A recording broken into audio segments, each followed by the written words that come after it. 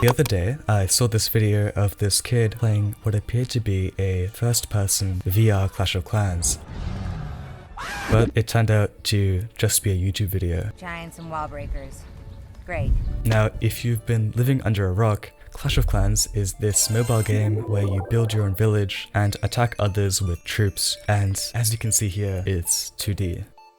Let's change that. I'm going to be using all of my cool little Unity skills that I've got under the belt to transform this into a first-person POV. Let's see how it goes.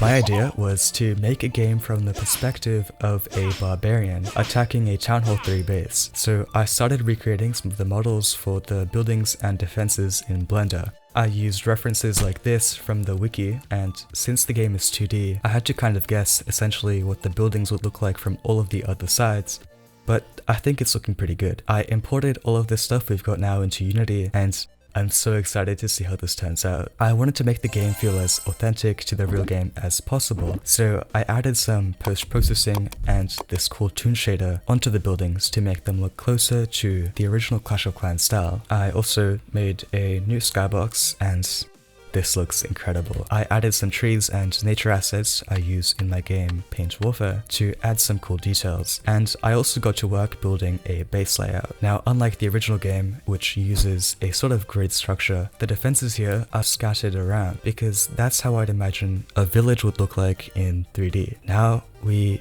just need a beam, or as it's known in the industry, a capsule collider. I gave him a little bit of height and some physics. Incredible.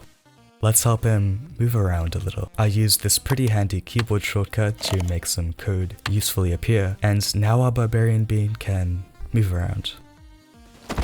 And he fell over. That's okay. I locked in his rotation so he can only turn side to side on one axis, and as you can see, this talented guy can now just spin around like a Beyblade as he runs into obstacles. Let's make some code to help him look around. And now we can do parkour. That's perfect for now. Let's make the defenses, well, actually defend. I made this code to make the cannons face our beam. Took a few tries, but we fixed it. I added the same code to the mortar, and now all of the defenses just follow our beam around. Creepy.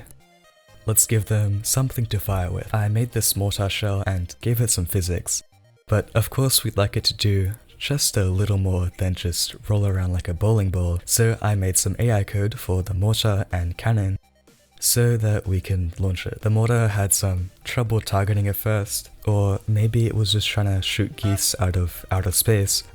Anyways, we got it fixed. And I made a pretty simple health system so our barbarian bean can take damage. Let's add some more oomph to the defenses there. I made this explosion particle for the mortar and cannon shells and added some camera shake.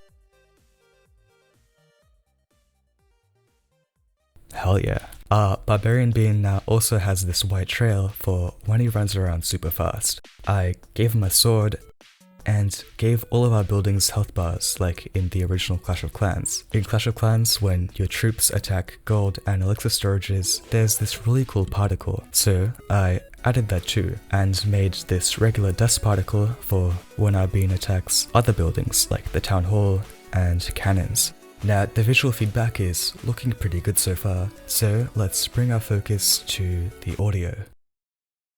And as you can see, there is none. Let's change that. I stole some sound effects from old projects, added some polish and some trees in the background, and we're set.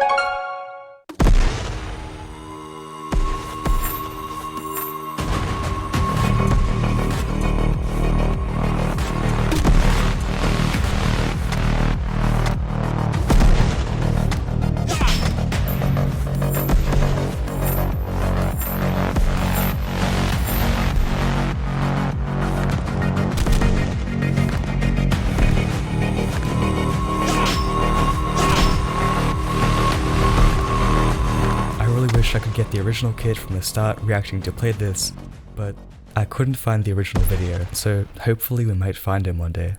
That's all. I might add some more stuff and release this later. As always, thank you a lot for watching.